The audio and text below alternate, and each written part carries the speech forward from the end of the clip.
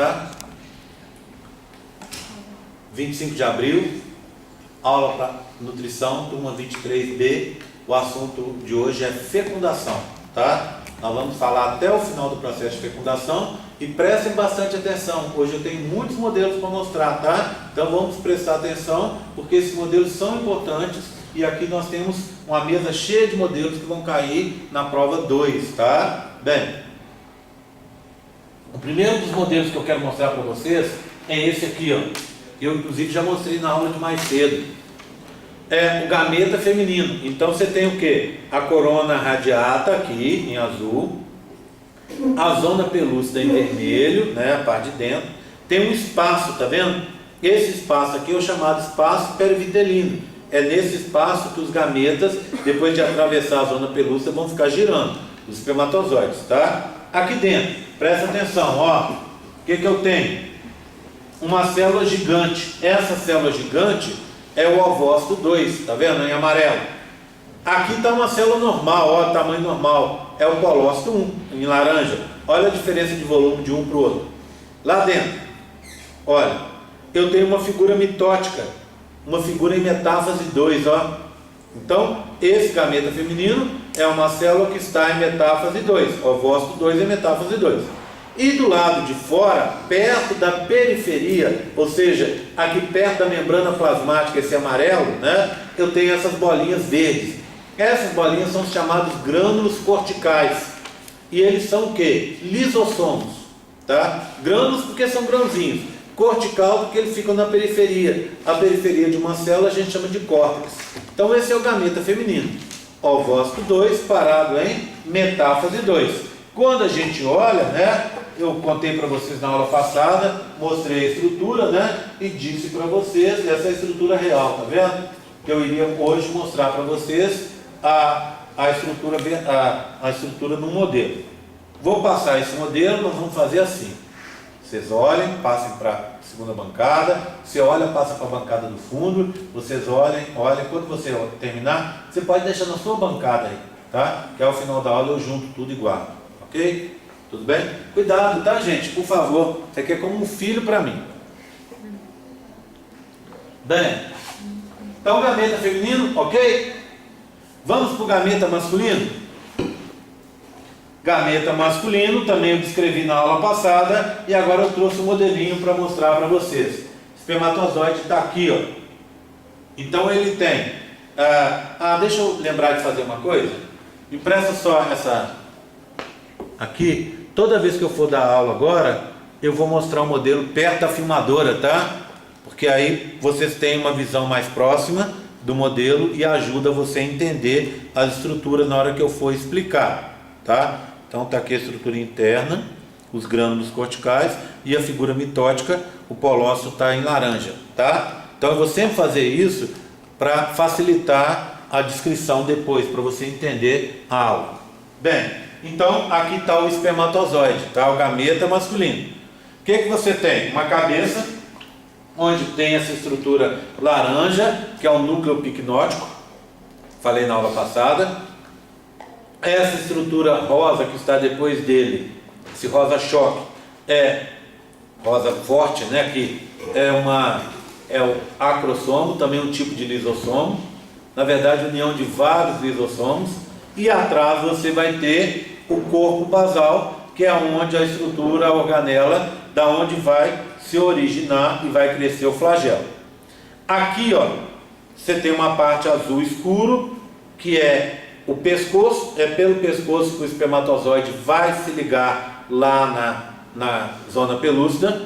Depois você tem essa estrutura azul claro, que está aqui, ó, peça ou compartimento intermediário, onde estão as mitocôndrias, para gerar energia para o espermatozoide bater a cauda, e essa estrutura final é a cauda, não é?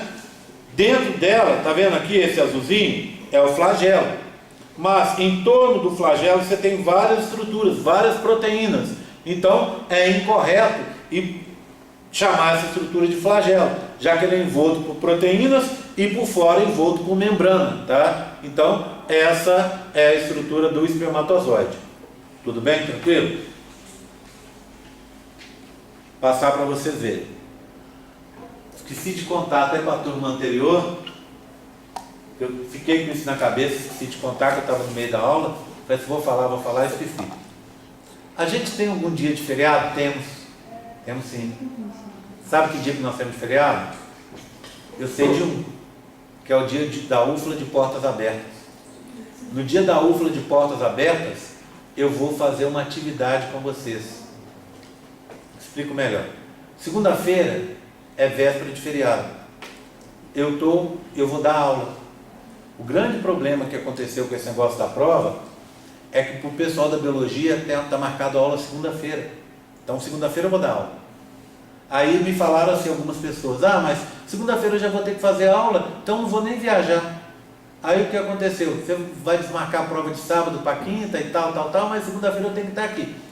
O que eu vou fazer segunda-feira?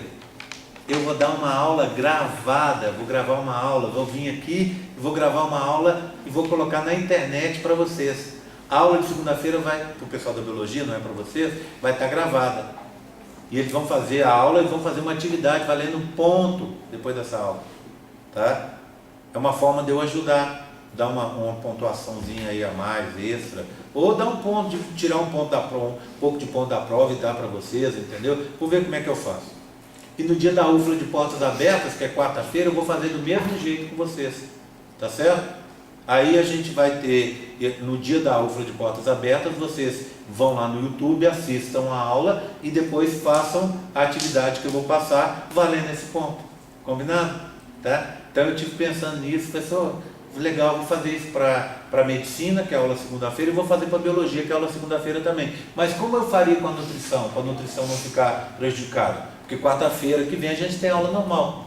Aí eu lembrei aqui agora, dia do UFLA de portas abertas.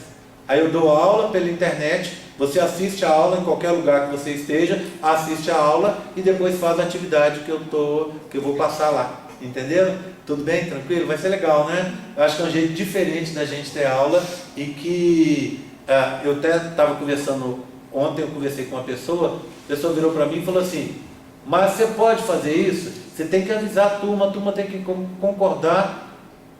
Minha mulher que falou isso. Falei com ela, não tem que concordar. Eu posso dar 25% das aulas, vocês sabiam disso? 25% das aulas podem ser online. Está na regra da universidade. Eu não dou, nunca dou, mas dessa vez eu vou dar. Eu acho que vai ser bacana, e é um jeito legal também da gente não perder a aula nunca. Vamos supor um dia que você não possa vir, a aula está gravada, né? A Bia, por exemplo, perdeu a aula semana passada, porque a Bia estava doente, né, Bia? Perdeu a aula porque ela estava doente, não foi isso? Você não perdeu a aula? Ela tem aula para assistir. E o dia que eu estiver doente ou o dia que eu tiver um compromisso? Eu gravo a aula e aí vocês assistem a aula. Bacana isso, né? Eu acho que é um jeito muito legal que a gente está tendo a partir de agora. Então no dia do UFLA de portas abertas vai ter atividade valendo pontuação para vocês. Legal, né? Bem, então tudo bem com esse espermatozoide aí? Posso seguir? Bem, agora essa aula aqui, gente, tem que prestar muita atenção, porque tem muita coisa e muita coisa importante.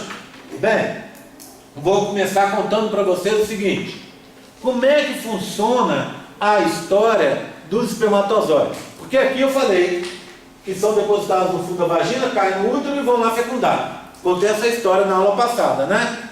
Só que eu não contei ela em detalhes. Eu tinha dito a vocês que hoje eu iria voltar atrás contando para vocês os detalhes. O primeiro dos detalhes que eu quero mostrar é o que acontece com o sêmen, com o esperma quando ele é colocado no fundo da vagina. Para isso, eu vou começar com o exemplo do macaco. O chimpanzé, por exemplo, vive em bandos lá na África. O que acontece com o bando? No bando você tem uma hierarquia. Vários animais são assim, não é? Você tem um macho alfa. Esse macho alfa, ele é mais forte e ele que tem prioridade para copular com as fêmeas. Quando as fêmeas estão no cio, no éstro, como o pessoal fala, o macho alfa é que copula com ela. Isso é importante, vocês sabem por quê? Porque o macho alfa vê aquele bando todo que ele tem que cuidar e ele olha para os filhotinhos e fala assim, são os mais desprotegidos de todos, né? Ele olha para o filhotinho e fala assim, nossa, é meu filho, a cara do pai, vou cuidar dele, né? Eu estou ali nele, representado nele, né? Deve pensar isso. Aí ele cuida. Eu não sou um macho alfa. Eu sou um macho de hierarquia social mais baixa, um macho beta, por exemplo, segunda hierarquia. Eu não posso cruzar com as fêmeas, tá? Mas eu vou cruzar, porque eu preciso disso também, tá? Então o que acontece normalmente? O macho alfa cruza e depois eu chego na fêmea e consigo cruzar. Se a fêmea não deixar eu cruzar, eu bato nela. É assim que funciona. Vida de macaco não é fácil, né? Bato nela. Então a fêmea deixa cruzar, tá? Só que tem o seguinte, quando eu cruzo, na minha cabeça, eu sou beta, não sou alfa, eu penso assim, vejo aquele filhotinho e falo, nossa, é a cara do pai, esse macho alfa acha que é dele, mas aquele menino eu tenho certeza, aquele macaquinho é meu filho, então eu vou cuidar dele, vou cuidar da turminha toda, porque ali tem vários filhos meus. O que acontece? Quando eu cruzei com a fêmea e ela teve filhote, na minha cabeça passa a ideia que os filhotes também são meus. E aí, todo mundo protege todo mundo. Bacana isso, né? Só que tem uma coisa. Quando o macho vem e libera o sêmen do macaco tem grande quantidade, maior do que o nosso. E o sêmen para aqui no fundo da vagina e faz um tampão. Os meninos sabem, quando a gente ejacula, o sêmen sai líquido, senão nem sairia, né? E logo depois ele meio que se solidifica, né? Ele diz que ele coagula, ele fica durinho. E depois de uns 20 minutos, meia hora, ele começa a se desmanchar e vira líquido de novo, não é assim? Bem, no macaco também é assim. Ele libera o sêmen e faz um tampão aqui, ó, de coagulação, bem maior do que a gente, porque ele tem mais sêmen. O que acontece? O bobão do macho beta reproduz com a fêmea e não reproduz porque ele copula com a fêmea e tem o tampão do macho alfa tampando a entrada o fundo da vagina, a entrada do útero. Nenhum outro sêmen vai entrar, só o desse, porque o que acontece? Na parte de trás fica duro, aqui embaixo, aqui, ó, ele vai desmanchando e vai entrando, os espermatozoides vão entrando, então ele fecunda e garante uma chance maior de que nenhum outro fecunde. Mas eu sou um macho beta esperto, o que eu faço? Como o alfa fica ali cuidando, brigando com os outros bandos, controlando a turma, eu só fico em volta das fêmeas, faço um carinho aqui, faço um carinho ali, eu sou o macho Ricardão, fico só por ali. Aí na hora que a fêmea entra no cio, eu vou e copulo com ela. E o macho alfa que copulou depois, acha que copulou primeiro, mas na verdade eu já copulei. E aí o filho dela, na verdade, é meu. Não é do alfa. Tá vendo? Então todo mundo engana todo mundo para todo mundo viver bem. O macho alfa acha que os filhos são dele. O macho beta fica espertinho para tentar copular, longe do macho alfa, para não apanhar. E se ele tiver sorte de copular primeiro, os filhos vão ser do beta e não vão ser do alfa. Tá? E a fêmea copula com todo mundo para ficar bem com todo mundo. Tá vendo? Tudo bem? Então o macaco funciona assim. Eles fazem um tampão de sêmen. Cuidado, aqui tem um tampão, não é isso? Tampão mucoso cervical, ó. É da fêmea para impedir a entrada de micro-organismos espermatozoides. Mas aqui o sêmen faz um tampão também, tá? Então esse tampão do sêmen também acontece na espécie humana, só que não é tão rígido e tão duradouro como é no macaco. Aí, por que funciona assim? Por que a gente faz esse tampão? Porque provavelmente a gente faz um tampão aqui, aí o que acontece? Os espermatozoides vão sendo liberados aos poucos, porque ele não se dissolve de uma vez, ele vai se dissolvendo aos poucos, e os espermatozoides vão entrando em onda, e ao entrar em ondas aí, aos poucos, dá maior chance de que aconteça um maior sucesso na entrada desses espermatozoides. Lembra que eu contei para vocês que a maioria morre aqui, não é? Olha, entra 250 milhões no fundo da vagina e lá no corpo do útero só 100 mil. Então, dessa forma, você garante pelo menos esses 100 mil entrada nesse ambiente tão inóspito que é. Concorda comigo? Vamos dar uma olhada como é que funciona então essa estrutura? Eu tenho aqui, ó, olha aqui. Esse é o tampão. Opa, não é esse não. Fiquei louco. Esse é o tampão. Tá? É porque agora eu coloquei um espermatozoide nos dois. Não tinha aqui não, ontem eu pus. E agora tem espermatozoide aqui e aqui, estou eu fazendo confusão. Esse é o tampão. Você tem o quê? umas fibras, tá vendo, ó, que estão de rosa aqui, são de fibrilina, o mesmo que tem a mesma fibra que forma durante o processo de coagulação do sangue, tá aqui, ó, esses rosas. Eles são unidos por essas bolinhas laranjas, tá vendo? Então uma fibrilina é unida por outra, por essa bolinha laranja. Essa bolinha laranja, ela é uma proteína, na verdade são duas, são produzidas pelas vesículas seminais e se chama semenogelina, tá? Semeno, de sêmen, tá? Ou de vesícula seminal. Gelina, de geleia, porque ela torna o sêmen uma geleia, tá? Por quê? Porque ela se junta aqui nas fibrinas, unindo uma na outra, fazendo uma coagulação. Aí o espermatozoide fica preso, tá vendo? Não consegue entrar. Também aqui do lado eu tenho umas tesourinhas, tá vendo? Ó, essas tesourinhas são para indicar uma outra proteína muito importante que está no sêmen, o tal do PSA. PSA, antígeno prostático sanguíneo. É aquela proteína que a gente testa no sangue para ver se a próstata está saudável. Então, nem sempre eu preciso fazer toque retal para ver se a minha próstata está saudável. Eu vou, tiro o sangue e o médico vai examinar a quantidade que eu tenho de PSA lá dentro, do meu sangue. Se eu tiver acima do esperado para a minha idade, eu posso estar com a próstata grande. E aí tem que tomar cuidado, até fazer o toque depois, tudo bem? Então, esse é o famoso PSA, que é produzido pela próstata. E ele é as tesourinhas, tá vendo? Quando ele é lançado no sêmen e o sêmen coagula, ele está aqui, ó. Tá vendo que a parte cortante da tesoura está inativada por uns triângulos rosas? Esse triângulo rosa que está impedindo a ponta da tesoura de agir, ou seja, impedindo o PSA de agir, é o zinco. Então, quando você libera o PSA, ele está inativo, porque ele está complexado com zinco, tudo bem? Aí passou um tempo, o sêmen começa a se liquefazer. O que acontece com esse sêmen? Repara no modelo aqui, ó. Olha aqui, ó.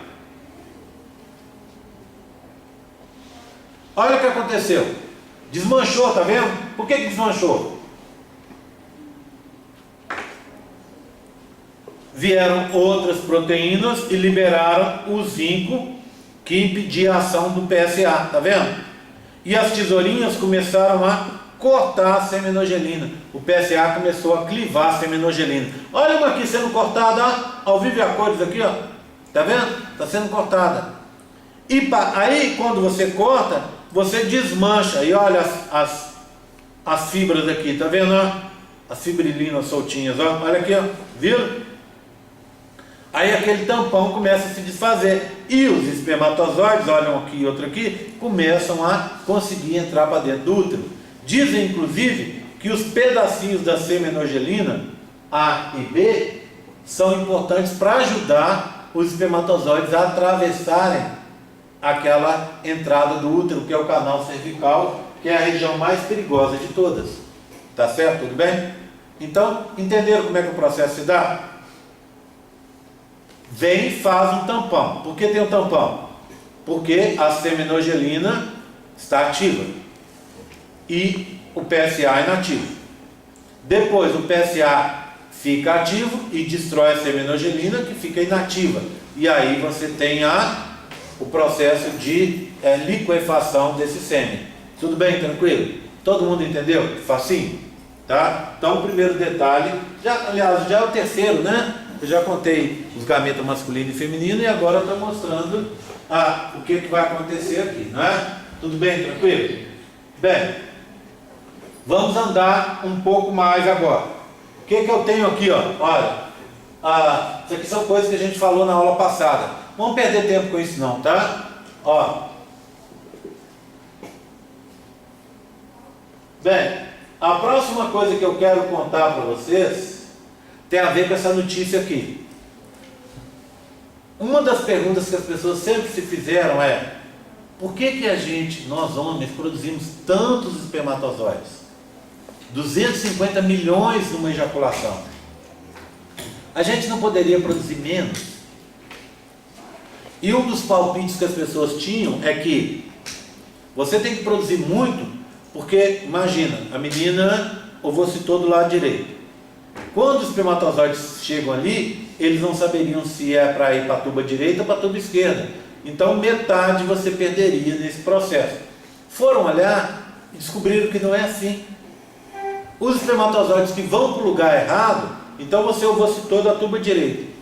Está na tuba direita, o seu ovócito. Os espermatozoides que iam para a tuba esquerda são aqueles que têm defeitos, tem algum defeito funcional. Então quando você olha, quase não tem espermatozoide no lado errado. Aí foram estudar o processo e descobriram que o processo tem a ver com o que vai acontecer aqui, ó, que está indicado nessa notícia, tá? Antes de falar dela, eu vou falar para vocês o que acontece com o espermatozoide. Vamos só lembrar? O espermatozoide é produzido no túbulo seminífero e vai sofrer um amadurecimento lá no epidídimo. Ele vai levar 3 meses, matéria da prova de sábado, não é? 3 meses amadurecendo. Por quê? Porque quando ele, entre aspas, nasce lá no túbulo seminífero, ele não consegue nem nadar. Então essa capacidade ele vai ter depois de amadurecer. Lá onde? Lá no epidídimo. Então isso a gente chama de amadurecimento. Mas o espermatozoide vai passar por 2 processos no útero, para ele sim aí conseguir efetivamente ser capaz de fecundar. Vamos entender esses processos então? O primeiro deles está aqui, ó, é o que a gente chama de capacitação. Deixa eu mostrar aqui para vocês a figura. Bem, capacitação é um processo que acontece dentro do útero. Bom, é um processo que permite o espermatozoide estar prontinho para a festa. Olha aqui, que festa é essa? É a fecundação, tá? Olha o espermatozoide não capacitado, peladão ainda, né? E o que acontece com essa capacitação? São alterações na membrana plasmática do espermatozoide. Ele está aqui, ó, tá vendo? Então ele veio maturado, sofreu maturação, amadurecimento no epidídimo, foi ejaculado, e no trato genital feminino vão acontecer alterações na membrana plasmática. É um processo complexo. Tem artigos e artigos científicos sobre isso. São várias transformações, tá? Mas uma das mais importantes é essa aqui, que envolve colesterol. Então, o que eu preciso que você saiba? Capacitação ocorre no útero, permite o espermatozoide fecundar e envolve colesterol presente na membrana plasmática do espermatozoide. Sabendo isso, eu já fico satisfeito. Isso é capacitação, tá? Eu disse que eram 2 processos. Vamos olhar o segundo? Vamos lá. Deixa eu contar para vocês sobre um exame. Imagina, o cara quer ter bebê, quer ter um filho, ele não está conseguindo. Tenta ir 1 ano e não consegue. Aí o que acontece? Provavelmente ele ou a mulher, ou ambos, tem um problema de fertilidade. Então você vai no médico. Para o cara vai ser pedido, o primeiro exame que se pede é um espermograma. O que é o espermograma? Pede-se para a pessoa ficar uma semana sem ter relações sexuais, 6 dias na verdade, e sem se masturbar. Aí você vai, depois desse período, coleta o sêmen, se masturba, né? Coloca no potinho e leva lá para o laboratório. No laboratório vai ser examinado a quantidade que você tem de esperma. Se você tem um esperma rico, normal, em espermatozoides, mas pouca quantidade, pode causar infertilidade, tá? Mas, se você tem uma quantidade correta, essa infertilidade pode estar relacionada com problemas dos espermatozoides. Então, o que o técnico do laboratório vai fazer? Ele vai ver quantos espermatozoides estão vivos e quantos estão mortos. Desses que estão vivos, ele vai ver quantos estão fazendo movimento retilíneo e quantos estão fazendo movimentos meio erráticos, girando sobre si mesmo, fazendo movimentos meio loucos lá. Então, os espermatozoides bons são aqueles que estão fazendo movimento retilíneo. Por quê? Porque esses espermatozoides vão conseguir atravessar a vagina, fundo da vagina, atravessar o canal cervical, onde está o tampão mucoso cervical, não é isso? Eles conseguem atravessar ali e entrar para dentro do útero. Agora, o problema vem depois. Vê bem, ó. Deixa eu chegar lá de novo, lá na frente. Lembra desse slide aqui, ó? Esse. Olha aqui, ó. Dá um zoom aqui. Pronto. Tá bom? Lembra isso? Isso aqui é ampola. Vou pegar um giz para fazer um espermatozoide. Esse giz é o meu espermatozoide. Ó. Lembra do espermatozoide fazendo movimento retilíneo? Deixa eu colocar aqui, ó, a ponta do mouse, aqui em cima, ó. Aqui é o ovócito 2, é o meu mouse, tá bom? Aqui. O espermatozoide está vindo aqui de baixo, tá bom? Então ele vem, ó, olha, tá vindo. O que acontece? Só movimento retilíneo, né? Bateu aqui. Nem daqui ele passa. Vamos supor que ele fez bem no cantinho aqui, ó, passou. Ele bate aqui. Ele não consegue fazer curva, porque ele só faz movimento retilíneo. Vamos supor que ele está vindo aqui, ó, bate aqui. Então, o espermatozoide tem que fazer o quê? Para achar o ovócito 2 aqui, ó. Ele tem que vir, faz uma curvinha aqui, faz outra, vem fazendo curvinhas, curvinhas, curvinhas, até conseguir chegar no local da fecundação. Então, o espermatozoide que faz curvinhas é importante aí. E como ele faz essas curvinhas? Aí é esse trabalho científico que eu estou mostrando aqui para vocês, ó, que foi publicado na imprensa aí alguns anos atrás, tá vendo? Um estudo explicando como o espermatozoide acha o óvulo, né? Como o espermatozoide, no nosso caso, o ovócito 2.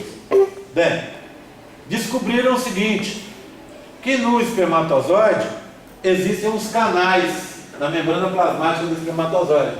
Esses canais se chamam canais de cat e espermatozoide. Cátion. O que são cátions? Íons positivos. Dá um exemplo. O cálcio.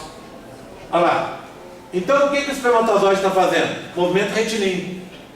Aí o canal de cat abre aqui em cima, entra cálcio, o que o espermatozoide faz? Vai para cima.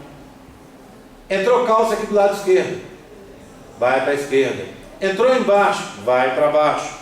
Entrou à direita, vai para a direita, tá vendo? Então ele começa a fazer esses movimentos, tá? Por causa da abertura desses canais. Bem, só que esses canais já tinham sido descobertos alguns anos atrás, antes disso. Mas eles não entendiam como o processo funcionava direito. E aqui reapareceu essa história, porque um grupo japonês entendeu como o processo realmente acontecia. Quem se liga para o canal se abrir, quem causa o estímulo, é uma molécula bem conhecida nossa, a progesterona. Então deixa eu passar lá para aquele outro slide onde eu estava. Estou voltando, tá? Para onde eu estava, aqui, ó. Então presta atenção, olha aqui, ó. Aqui é a membrana plasmática do espermatozoide, tá vendo? Quem vai se ligar aqui para dar o estímulo, para a abertura do canal de cat-sper, é a progesterona. Opa! Você ovocitou do lado direito. O espermatozoide está na tuba direita. O ovócito 2 está na tuba direita. Aonde você tem mais progesterona? Na tuba perto do ovário, que você ovocitou. Se você ovocitou do lado direito, a tuba direita tem mais progesterona do que a tuba esquerda. Concorda comigo? Então o que acontece? Os espermatozoides vão virar para subir, virar para a direita. Por quê? Porque ali tem mais progesterona. E mais progesterona, mais canais de cat abertos, mais espermatozoides virando para cá. Tá certo? Na esquerda tem menos. Então os espermatozoides que vão para a esquerda são espermatozoides que têm algum defeito, não estão sabendo achar o ovócito 2. Então, dessa forma, acabou sendo descoberto como acontece esse processo. Só um segundinho. Deixa eu ver o que houve aqui.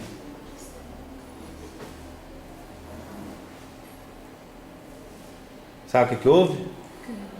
Acabou. Não. Louco. Só um segundinho, deixa eu entender o que aconteceu.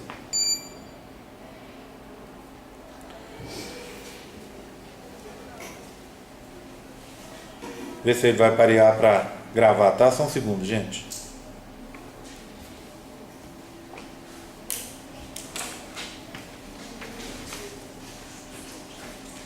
Só um segundinho, me dê um segundinho só para a gente parear aqui de novo.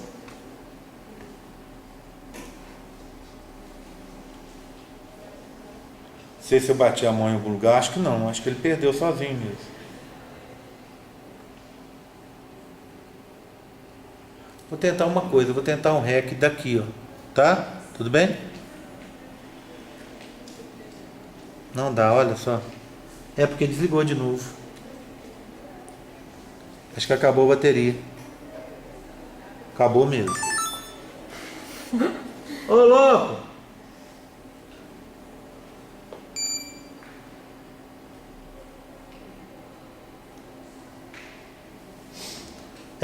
Tá funcionando. Então a gente sabe que durou das 7 da manhã até 15, 20 para as 11. Bastante, né? Mas sabe que tem que tomar outra providência para funcionar tanto tempo. Bem, aí depois eu vou ver quanto foi gravado nela para a gente entender. Tinha que fazer esse teste, tá vendo? Senão a gente fica sem. Bem, entenderam então? Então o espermatozoide, ele entra fazendo movimentos retilíneos. Mas depois ele vai ser obrigado a fazer essas curvinhas.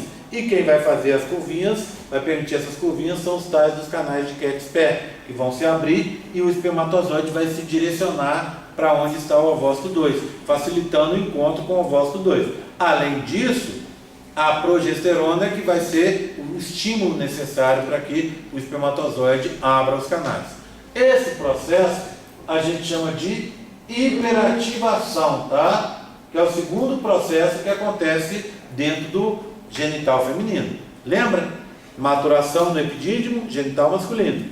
Entrou no genital feminino, capacitação e depois hiperativação. Tudo bem? Aí os nossos espermatozoides vão conseguir chegar lá no local da fecundação, tá? Eu estou olhando meus modelos aqui e vi que tem um modelo que eu esqueci de mostrar para vocês. Então é bom ter visto agora, porque eu vou dar essa paradinha para falar da fecundação propriamente dita, mas antes disso eu tenho que contar para vocês, porque para ocorrer fecundação tem que ter ejaculação. E para ter ejaculação no menino tem que ter penetração no ato sexual. Tá? Na maioria dos casos é assim que acontece, não é? Normalmente é assim que acontece. E para ter penetração, o pênis tem que estar ereto. Como é que funciona esse mecanismo de ereção peniana? Então eu tenho dois modelos para mostrar para vocês. Pensa bem, aqui está o pênis em corte, tá? Tudo bem? Pênis em corte. O pênis tem a pele e tem embaixo uma cápsula de colágeno rígida para proteger o pênis e ao mesmo tempo para controlar o processo de ereção. Você tem dois corpos cavernosos aqui, essa parte vermelha é o sangue, e aqui embaixo você tem um corpo esponjoso, que é o corpo cavernoso da uretra. Isso aqui dentro é a uretra, tá vendo? Esse amarelo claro. Bem, o que acontece? Esses vasos vermelhos são artérias, levam sangue para o pênis. E o sangue vai sair por essas veias que estão aqui. Veia em azul, artéria em vermelho. Não é assim que funciona? Então esse é um pênis flácido. Como vai acontecer com o pênis ereto? Vamos dar uma olhada? Aqui. Repara uma coisa. Primeiro, os corpos cavernosos estão cheios de sangue, tá vendo? Então o sangue chegou por esses vasos vermelhos e encheu os corpos cavernosos. Quando esses corpos foram enchendo de sangue, o pênis ficou maior e começou a espremer os corpos cavernosos e o que está do lado de fora deles contra aquela cápsula de colágeno. Resultado, compare os dois, olha esse aqui com pênis flácido e olha esse aqui com pênis ereto. O que aconteceu com os vasos, com as veias? Essas aqui, durante a ereção, elas tiveram uma redução do seu calibre, tá vendo?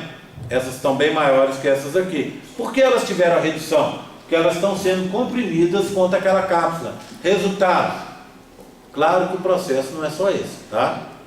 Ele é mais complexo um pouco, mas essa parte já é suficiente para vocês entenderem como a história rola. Então ficou espremido Quando você encheu os corpos cavernosos de sangue, eles cresceram e espremeram esses vasos, essas veias, que vão retirar sangue do pênis. Resultado, o sangue continua entrando normal, mas começa a ter dificuldades para sair. E isso acaba fazendo com que o sangue fique parado mais tempo lá e o pênis fique ereto, porque a ereção depende do sangue nos corpos cavernosos. Tudo bem, tá? Tranquilo? Então é assim que funciona. Aí depois o que vai acontecer? Para você entrar, para ele ficar flácido, menos sangue começa a entrar, o sangue continua saindo, daqui a pouco equilibra a quantidade que entra, a quantidade que sai, tá? Então tem que ter um estímulo para ter essa ereção. Bem, toda vez que a gente fala de ereção, a gente precisa falar obrigatoriamente do Viagra. Como é que funciona o Viagra? Vou passar aqui para vocês verem. Viagra é um medicamento criado pela Pfizer. O que esse medicamento faz? Mantém a ereção, tá? O que acontece com ele? Ele age nesses vasos, nessas veias que vão tirar o sangue do pênis e faz uma vasoconstrição, fecha mais ainda essas veias. Resultado, o sangue fica parado mais tempo no pênis.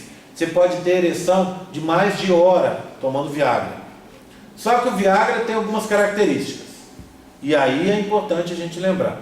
Primeiro, o Viagra foi criado para pessoas que era um remédio que originalmente foi criado para gente que tinha problema de coração. Problema na circulação, essa pessoa é um caso específico de pessoas que não tinham força nos vasos para empurrar o sangue para frente. Então, tomando Viagra, o vaso contrai e você consegue empurrar o sangue para frente, tá? Então o Viagra foi descoberto assim. Depois descobriram esse efeito colateral dele e aí resolveram investir no medicamento, em lotes do medicamento que tinham esse efeito potencializado. Bem, esse é o efeito do Viagra, mas o Viagra continua fazendo, apesar de agir lá nesses vasos do pênis, o Viagra continua agindo secundariamente em outros vasos do corpo. Então, se o menino tem um problema de vasos entupidos, e ele nem sabe, isso acontece com gente nova, com gente velha, com gente de qualquer idade, então o que acontece? Os vasos dele já tem placas de ateroma, aquele deposição, lembra aquilo, né, de colesterol, nos vasos. E aí o que acontece? Já está meio fechado o vaso. Se esse vaso, tomando Viagra, ele vai fechar mais ainda, o menino pode ter um ataque cardíaco com isso, tá? Outra coisa, o Viagra não causa ereção. Então, se o problema da pessoa é criar a ereção, ter ereção, é um outro problema. E o Viagra, como vocês estão vendo, ele só mantém a ereção, tá? Então serve para aqueles casos de pessoa que está com problema de manter a ereção e não de criar a ereção. E uma última coisa importante, em alguns casos, são raros, mas pode acontecer, em alguns pacientes, o Viagra aumenta a chance de ter o tal do priapismo. O que é o priapismo? Quando o sangue entra para o pênis e não sai. Entende? O vaso se fecha totalmente e o sangue não sai. Imagina, meu dedo, eu ponho um anel apertado aqui, ó. O que acontece? Começa a ficar dormente, começa a esquentar, começa a arder, começa a doer, né? Começa a coçar. Se eu deixar ele ficar roxo e cai, eu perco o dedo. Não é assim? Do mesmo jeito, imagina o pênis, entrou o sangue e não saiu. Se esse sangue não sair, é o tal do priapismo, e isso pode ocasionar a perda, inclusive, do pênis, tá? Então o cara pode perder o pênis, porque você vai tomar uma histamina, e essa histamina vai o quê? Ela vai fazer uma vasodilatação e o sangue vai correr, vai resolver o problema. Mas dependendo do lugar que você tiver, você não tem acesso a um médico, a um hospital para você tomar essa histamina. E você pode, depois de algum tempo, não muito, o tecido já entra em necrose e você perde o pênis. E se você não perder, se você não cuidar, você pode morrer por causa disso, tá? Então o que acontece? O Viagra é um medicamento legal, muito bacana e tal, né? Mas o Viagra não é para ser tomado de forma recreativa. Ou seja, eu não tenho problema nenhum. Vou tomar porque eu quero manter uma ereção por muito tempo. Posso tomar, mas eu corro riscos, tá certo? Então, é uma coisa que deve ser sempre dita para as pessoas que estão entrando, vamos dizer assim, nessa aventura de tomar o Viagra, tá? E tem gente que isso aí virou uma febre, né? A pessoa compra, toda vez que vai sair com a menina tem que tomar o Viagra e tal, e corre o risco de um dia a casa cair. Tudo bem? Tranquilo? Bem, dito isso, agora eu vou voltar ao meu assunto. Espermatozoide que encontrou o folículo ovocitário. Agora o que ele vai fazer? Aproveitar e tomar água. Ele vai precisar atravessar aquelas camadas ali, até se encontrar com o ovócito. Bem, de fora para dentro, o que a gente tem? Corona radiata. Como o espermatozoide atravessa a corona radiata? Batendo no flagelo. Pronto. Então, tá vendo, ó? Essa imagem desse livro aqui está errada, ó. É uma imagem errada, equivocada. Por quê? Porque diz que o espermatozoide, para atravessar a corona radiata, isso aqui seria a representação da corona radiata. Ele está dizendo que o espermatozoide, para atravessar a corona radiata, ele vai liberar o conteúdo do acrossomo, aquele lisossomo gigante que envolve a cabeça do espermatozoide, que fica à frente do núcleo do espermatozoide. Essa reação acrossômica realmente acontece, mas depois que o espermatozoide se ligar à zona pelúcida, tá? Isso vai acontecer depois. Bem, então, está errado, tá? Isso aqui é uma figura que a gente vê demais, mas que não faz sentido. Se sabe hoje que o espermatozoide, para atravessar a corona radiata, que é uma matriz, parece uma gelatininha com células imersas, ele bate o flagelo e consegue atravessar. Pergunta. Tem alguma liberação de enzima? Só depois que ele se liga à zona pelúcida. Tá? Tudo bem? Tá. Bem, então, você vai olhar, tem vários erros, alguns errinhos desses, inclusive como esse, que é bem importante no livro de vocês. Presta atenção. Tá? Bem, então ele atravessou a corona radiata. Aí ele vai se ligar à zona pelúcida. Vê bem, olha que bonitinho. Essa é uma microscopia eletrônica de varredura, essa aqui, ó, em que você tem um espermatozoide aqui, que foi colorido depois no computador, ele está de vermelho, e essa estrutura que me interessa é da zona pelúcida, tá vendo? Parece um feltro, olha, com pequenos filamentos, olha o filamento aqui, ó, unido a outros filamentos de pequeno tamanho, tá vendo? Um aqui, outro em cima, um aqui, outro aqui, mais um aqui, tá vendo? Então ela faz como se fosse uma peneira que impede e controla a entrada de substâncias e impede a entrada do espermatozoide. Então o espermatozoide, para atravessar a zona pelúcida, ele tem que se ligar a ela e aí fazer a tal da reação acrossômica. Bem, antes de falar de reação acrossômica, que eu tenho um modelinho aqui para mostrar para vocês, eu preciso voltar àquela história do experimento que eu contei na aula de manhã. Lembra? O que eu pedi para vocês? Guardem como foi feito o experimento, que a gente vai examinar um gráfico. Esse gráfico aqui, ó. Como é que é esse gráfico? Presta atenção. Vamos lá, hein? Olha aqui. Pronto. Acho que esse tamanho agora aqui. Pronto.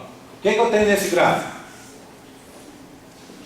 Onde está escrito equivalentes da zona pelúcida, você vai entender como componentes da zona pelúcida. A zona pelúcida tem 3 componentes. Deixa eu mostrar aqui para vocês. Ó. O vermelho é o ZP3. Ele fica ligado ao verde, que é o ZP2. Então são dímeros, não é isso que a gente fala quando você tem moléculas maiores formadas por 2 componentes menores? Então é ZP3, ZP2, ZP3, ZP2, ZP3, ZP2. Esse é um filamento. Está unido a outro filamento, que está unido a outro, formando uma estrutura tridimensional. Quem vai unir um filamento ao outro é esse rosinha. O rosa é o ZP1. São 3 glicoproteínas, portanto. ZP1, ZP3, que é o rosa, que é o vermelho, o rosa é ZP1 e o verde, que é ZP2. Tá? E aqui está um espermatozoide chegando, tá vendo? Tá aqui. Bem, Então, quando a gente fala de componentes da zona pelúcida, aqui está escrito como equivalentes da zona pelúcida. E aqui, ó, as ligações dos espermatozoides. Por que eu contei para vocês lá na aula que a gente estudou ligações e não a fecundação? Porque para ter fecundação, outras coisas além da ligação têm que ocorrer. Tudo bem? Então vamos prestar atenção agora, porque esse experimento certamente vai estar na prova de você. Tem uma enorme chance de estar na prova 2 de você. Tá? Então presta atenção. Eu vou olhar 2 de uma vez. Tá? Eu vou olhar a curva do ZP1, que é a vermelha, e a curva do ZP2, que é a verde. Tá vendo? O que acontece? E aqui, ó, tá as concentrações. Ou seja, aqui eu pus 1 microlitro, olha, microlitro. Eu pus 1 microlitro de ZP1. Aqui eu pus 4 microlitros de ZP1. Aqui eu pus 7 microlitros de ZP1. Tá vendo? Concentrações crescentes de ZP1. Do mesmo jeito, a curva 2, a curva verde, indica concentrações crescentes de ZP2. É simples. Não interessa quanto de ZP1 ou de ZP2 eu coloque. Não afeta a ligação, tá vendo? Toda ligação está em torno de 100%. Olha aqui, ó, em torno de 100%. Ou seja, todos os espermatozoides conseguem se ligar na zona pelúcida. Concorda comigo? E aí, eu poderia dizer, extrapolando um pouco, que não afeta a fecundação. Concorda comigo? Tá? Então, eu já respondi uma pergunta importante. O espermatozoide não se liga com ZP2 nem ZP3, ZP2 e ZP1. Eu posso colocar 1 litro de ZP2 e 1 litro de ZP1, que para o espermatozoide não vai fazer diferença. Não vai atrapalhar a fecundação dele, não vai atrapalhar a ligação com a zona pelúcida e também a fecundação. Entenderam? Então, a primeira coisa que eu descobri. Agora vamos olhar o ZP3. Olha aqui, ó, curva azul. Quanto mais ZP3, à medida que eu vou colocando mais e mais ZP3, a ligação com os espermatozoides vai diminuindo. Vem aqui esse ponto, 7 microlitros de ZP3. Quanto que eu tive de ligação? Uns 15% só. Ou seja, aqui era 100%, ó, 100 ZP3, tá vendo? Ó, 0, 100%. Quando eu coloquei 7 microlitros, caiu para 15%, ou seja, eu tive uma perda de ligação de 85%, ou seja, eu vou ter uma perda de fecundação de 85% pelo menos, não é verdade? Concordam comigo? Provavelmente, né? Não vamos falar pelo menos, provavelmente é mais correto. Por quê, gente? Por causa daquilo que eu falei com vocês. Para o espermatozoide, tanto faz, ele está vindo lá, ó. Então esse é meu espermatozoide, está lá. Ele se liga com ZP3, isso a gente já viu. Se eu ponho o ZP3 na placa, então imagina, ó, essa minha mesa é a placa. Esse aqui, ó, é o ovócito que vai ser fecundado. O espermatozoide tem que ligar o ZP3 que está aqui, ó. Mas se eu ponho um monte de ZP3 do lado de fora, o espermatozoide se liga com o ZP3 do lado de fora, o errado. E não vai conseguir se ligar ao ZP3 certo. Por quê? Porque ele já encheu os sítios de ligação com o ZP3, entre aspas, errado. O errado é aquele que não está no sítio, que não está na zona pelúcida. Então, quando eu coloco esse ZP3 a mais e vou aumentando a concentração dele, eu vou o quê? Dificultando o processo de ligação e assim dificultando a fecundação. Entenderam? Sim? Então esse é o espírito. Então, eu descobri mais uma coisa olhando isso aqui, ó. Que é o ZP3 que está associado com a ligação do espermatozoide para, provavelmente, o processo de fecundação. Ok? Por quê? Porque caiu, tá vendo? Agora, tem uma última curva. Lá quando eu fiz o desenho para vocês, era A, B, C e D. Eu falei do A, do B e do C. Do D eu não falei. O D eu vou mostrar aqui agora. Olha esse aqui, ó. O D.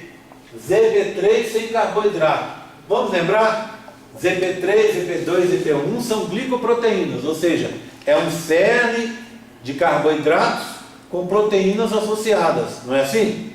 Bem, o que os caras pensaram? Olharam essa diminuição aqui e pensaram: poxa, a gente pode fazer um anticoncepcional que não seja hormonal para aqueles casos daquela menina que tem muita sensibilidade com esses hormônios. Então eu posso fazer um anticoncepcional com base em ZP3. Daria certo, não é? Só que para você fazer ZP3 é muito difícil, porque é uma molécula complexa. Aí o que os caras pensaram? Olha, normalmente essas moléculas você vai ligar proteína com proteína, é sempre assim. Lembra a história da chave fechadura? Né? Proteína com proteína. Então o ZP3 é um cerne, um arcabouço de carboidrato com proteínas. E o espermatozoide deve ligar com a proteína do ZP3. O que eles pensaram então? Poxa, vamos pegar e vamos produzir ZP3, só a parte proteica do ZP3. Como é que eu faço isso? Eu isolo a parte proteica do ZP3, sequencio, crio o DNA que produz ZP3, coloco em bactérias e as bactérias começam a fazer ZP3, só a parte proteica do ZP3. Aí o que eu faço? Eu purifico e dou para a menina tomar um medicamento com ZP3. O que ela vai fazer? Ela vai pegar isso, vai ficar com ZP3 no útero. Na hora que o espermatozoide entrar, ele começa a se ligar com esse monte de ZP3 e não vai conseguir fecundar. Entenderam? Não vai, quando ele chegar a encontrar lá o ovócito 2 com o ZP3 que ele tem que ligar para fecundar e gerar um bebê, ele já vai estar cheio de ZP3 e não vai conseguir se ligar com o ZP3. Essa que foi a ideia. Como você faz isso? A primeira coisa é separar o ZP3, os dois componentes dele. Então, só lembrando, você tem doadoras de ovócito liberado, ovócito com corona radiata, com zona pelúcida e com o ovócito 2 no seu interior. Lembra disso, né?